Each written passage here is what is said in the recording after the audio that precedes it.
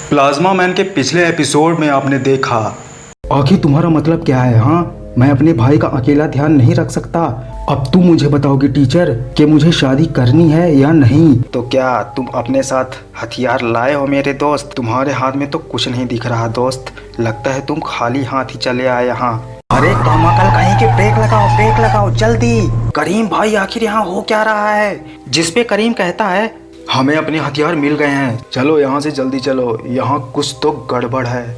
और करीम अपने सामने मुड़कर देखता है कैप्टन रिवान को। और अब आगे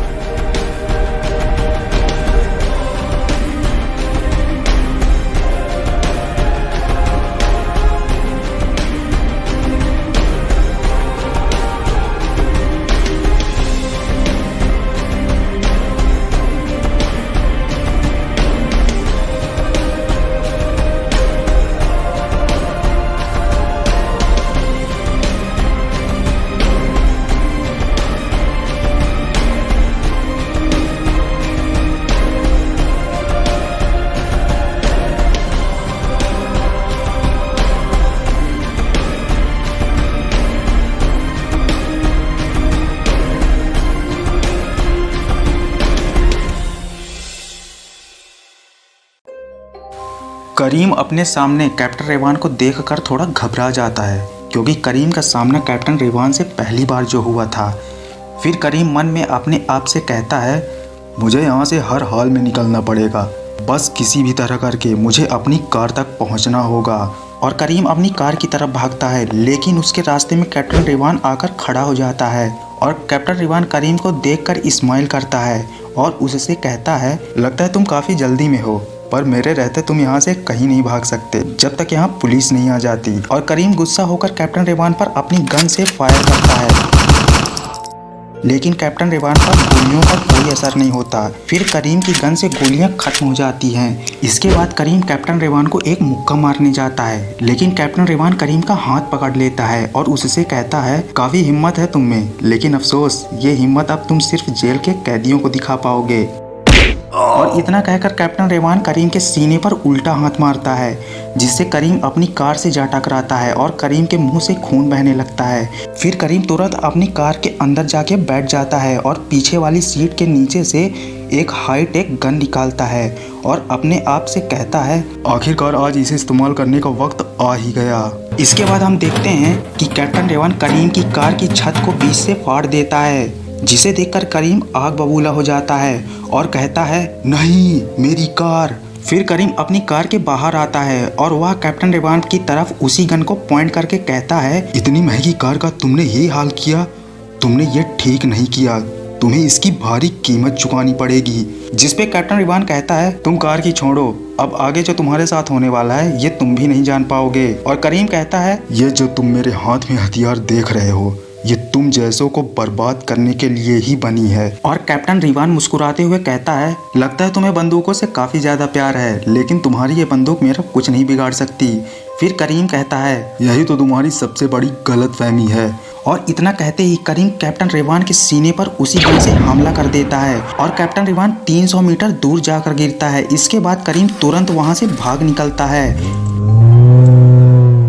और करीम के जाते ही वहां पर रीवा पुलिस आ जाती है। इसके बाद कैप्टन रेवान उड़कर रीवा के टाउन इंस्पेक्टर यानी कि इंस्पेक्टर अजय सिंह के पास आता है और इधर उधर देखता है और इंस्पेक्टर अजय सिंह से पूछता है कहाँ है वो किधर गया। जिसपे इंस्पेक्टर अजय सिंह कहते हैं तुम किसकी बात कर रहे हो कैप्टन। और कैप्टन रेवान जवाब में कहता है एक खतरनाक बदमाश की।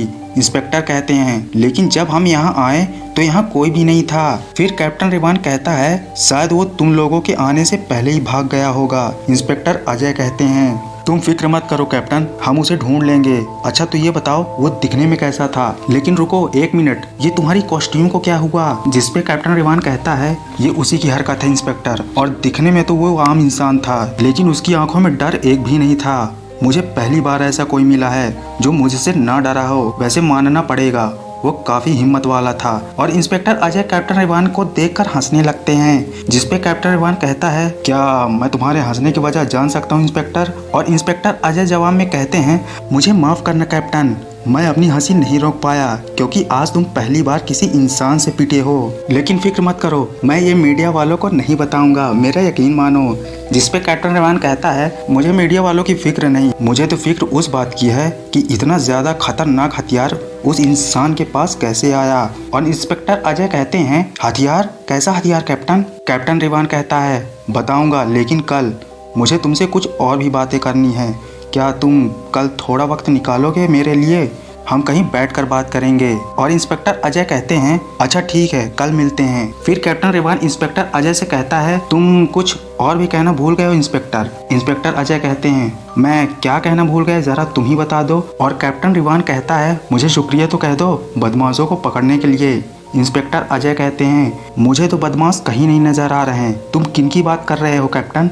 कैप्टन रेवान कहता है, एक बिल्डिंग के बाहर बेहोश पड़ा है और 4 बिल्डिंग के अंदर, और एक फरार है। जिसपे इंस्पेक्टर अजय कहते हैं, आपका बहुत बहुत शुक्रिया हमारी मदद के लिए, लेकिन अगर दोबारा बदमाशों ने रीवा शहर में उत्पात मचाया तो आप ज़रा लेट आइएगा, हमें भी उन्हें पकड़ना अच्छी तरह से आता है। हम पुलिस हैं, शहर की सुरक्षा हमारी भी जिम्मेदारी है और हम भी चाहते हैं कि हमारी फ़ोटो अखबार में रोज आए, बिल्कुल तुम्हारी तरह। और कैप्टन रेवान मुस्कुराते हुए कहता है, अच्छा ठीक है, मैं मीडिया वालों से कह दूंगा कि आज के हीरो तुम और तुम्हारी टीम थी। और इतना कहकर कैप्टन रेवान वहाँ से उड़कर चला जाता है। दूसरी तरफ हम देखते हैं कि करीम आमिर के रूम पहुँचता है और करीम आमिर के रूम का दरवाज़ा खटखटाता है। फिर आमिर दरवाज़ा खोलता है और कहता है, करीम भाई आप, लेकिन आप तो आज नहीं आने वाले थे। जिसपे करीम कहता है, तुम अब तक सोए नहीं, आखिर इतनी देर रात तुम कर क्या रहे हो? मुझे आज नींद ही नहीं आ रही है भाई। क्यों, क्या हुआ तुम्हें? आप अच्छी तरह से जानते हैं कि कॉलेज आते वक्त क्या हुआ था। मैं याजुशी मैम के बारे में सोच रहा था। ओफो, अब बस भी करो तुम आमिर, ये सब भूल जाओ और जाके सो जाओ, कल तुम्हें कॉलेज भी जाना है, समझ गए? भाई आज आपने याजुशी मैम के साथ मिसबिहेव किया है, तो क्या आपको ज़रा भी पछतावा नहीं? ज़रा भी नहीं। मैं तो आपसे ये कहना चाहता था कि आप कल कॉलेज आकर याजुशी मैम से माफ़ी मांगे, लेकिन आपको कोई पछतावा ही नहीं है, तो आप माफ़ी क्यों मांगेंगे? क्यों, मैंने ठीक कहा ना? तुम काफ़ी समझदार हो, अब जाओ, जाके सो जाओ और मुझे भी चैन से सोने दो। फिर आमिर गुस्सा होकर करीम को गुड नाइट बोलकर अपने रूम में सोने चला जाता है। अगले दिन करीम विक्रांत सिंह के पास आता है और उसे कल रात के बारे में बताता है। फिर विक्रांत सिंह करीम से कहता है, ये तो बहुत बड़ी प्रॉब्लम है हमारे लिए। हाँ, प्रॉब्लम तो हो गई है और हमारे 2 आदमी भी अब पुलिस की हिरासत में हैं।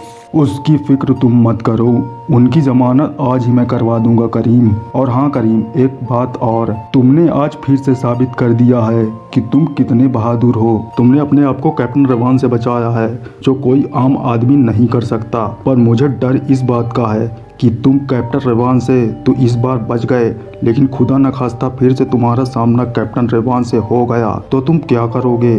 बॉस, आप ये प्रॉब्लम मुझ पर छोड़ दीजिए। फिलहाल परसों मुझे साउथ कोरिया जाना है। तुम्हें साउथ कोरिया जाना है, लेकिन क्यों? बस आप ये समझ लीजिए कि मैं साउथ कोरिया आपके ब्लैक बिजनेस की हिफाजत के लिए जा रहा हूँ। और विक्रांत सिंह मुस्कुराते हुए कहता है, जाओ, जरूर जाओ, यहाँ की फिक्र तुम बिल्कुल मत करो, मैं यहाँ सब संभाल लूँगा। दूसरी तरफ हम देखते हैं इंस्पेक्टर अजय और कैप्टन रेवान यानी कि वंश को, जो कॉफ़ी हाउस में बैठे हुए थे।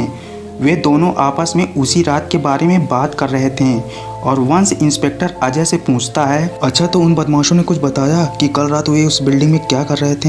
हाँ, उन्होंने यही बताया कि कल रात दिल्ली से हथियार खरीदने वे रीवा आए थे, लेकिन वो जिससे हथियार खरीदने आए थे वे उनको नहीं जानते हैं। अगर डीलर हमारे हाथ लग जाता तो शायद कुछ पता चल सकता था, लेकिन वो तो वहाँ से पहले ही भाग चुका था।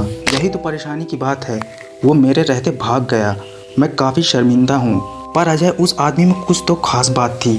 जब मैं उसके सामने गया तो मुझसे बिल्कुल भी नहीं डरा, बल्कि उसने मुझसे लड़ा भी। उसकी आंखों में मेरे लिए नफरत थी, मैं देख पा रहा था। वो मामूली इंसान बिल्कुल भी नहीं था। वैसे मैं कल से सुन रहा हूँ तुम तो उस बदमाश की तारीफ ही किए जा रहे हो वंश, लेकिन वो जो कोई भी है, कभी न कभी हम उसे पकड़ लेंगे। हाँ, तुमने ठीक कहा। वैसे तुम्हारा बहुत बहुत शुक्रिया अजय। शुक्रिया? लेकिन किस बात के लिए? यही कि अगर तुम मेरा साथ न देते तो रीवा की पब्लिक आज मुझसे इतना प्यार न करती। तुमने ये राज रखा कि रुद्र और मैं दोस्त हैं और दोनों इरनहाइम से हैं। मैं तुमसे वादा करता हूँ, मैं रीवा शहर को और पूरी पृथ्वी को हर खतरे से बचाऊंगा। मैं जानता हूँ कि मैंने रुद्र को तुम लोगों के हवाले नहीं कर सका और मुझे जिंदगी भर ये पछतावा रहेगा कि क्यों मैंने उन लोगों को नहीं बचा सका जिन लोगों को रुद्र ने बड़ी ही बेरहमी से मारा था। देखो वंश, मैं मानता हूँ कि तुम उन लोगों को नहीं बचा सके, लेकिन तुमने पिछले 3 सालों में बहुत लोगों की जानें बचाई हैं और बहुत लोगों की मदद भी की है। हमारी मदद की है, कानून की मदद की है, इसलिए तुम अपने आप को गुनाहगार बिल्कुल मत समझो। तुम्हारा बहुत बहुत शुक्रिया अजय, मेरी भावनाओं को समझने के लिए। तुम मेरे अच्छे दोस्त हो अजय, जिस तरह लोग बघेल और गौरव मेरे सच्चे दोस्त हैं।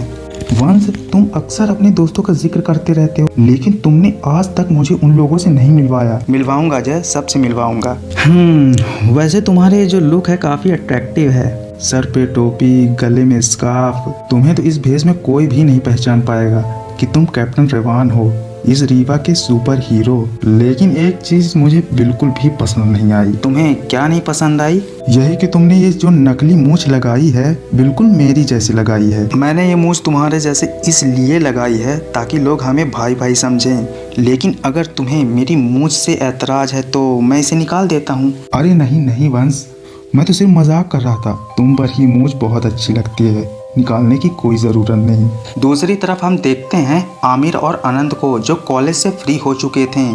आमिर अपनी बाइक पर अनंत को बैठाकर घर जा रहा था। तभी उसी वक्त याजुशी मैम भी अपने घर जा रही होती हैं और आमिर याजुशी मैम को देखते ही अनंत से कहता है, अनंत तुम बाइक लेकर आगे चलो, मैं अभी आता हूँ। फिर आमिर याजुशी मैम के पास जाता है और उनसे कहता है, मैम सुनिए, क्या आप मुझसे नाराज हैं? आज क्लासरूम में मुझे आपने देखा तक नहीं। जिस पे याजुशी मैम कहती हैं, देखो आमिर, मैं इस कॉलेज में स्टूडेंट्स को पढ़ाने आती हूँ, ना कि किसी को देखने के लिए, समझ गए तुम? फिर आमिर कहता है, प्लीज़ मैम आप मेरे करीम भाई को माफ़ कर दीजिए, देखिए उनकी तरफ से मैं माफ़ी मांगता हूँ।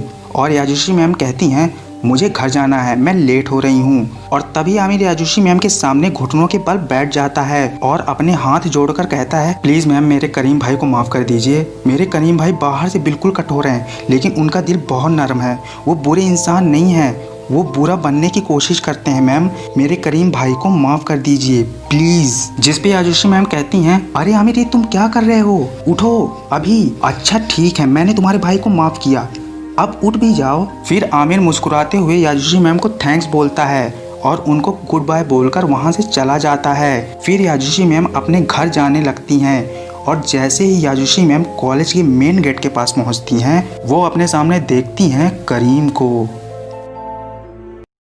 तो दोस्तों आज के लिए बस इतना ही, मिलते हैं प्लाज्मा मैन के अगले एपिसोड में। और अगर आपको ये वीडियो अच्छी लगी और आप इस तरह की वीडियो को देखना पसंद करते हैं तो लाइक और कमेंट जरूर करिएगा, ताकि हमें पता चल सके जो वीडियोस हम आपके लिए बनाते हैं वो आपको कितनी अच्छी लगती हैं। आपके लाइक और अच्छे कमेंट्स ही हमारा हौसला कई गुना बढ़ाते हैं और हमें बहुत ज़्यादा मोटिवेट करते हैं। और अगर आपको नए सुपर हीरोज़ की ओरिजिन स्टोरी और उनकी सुपर पावर्स जानना है तो हमारे एबी कॉमिक्स के चैनल को जरूर सब्सक्राइब करिएगा।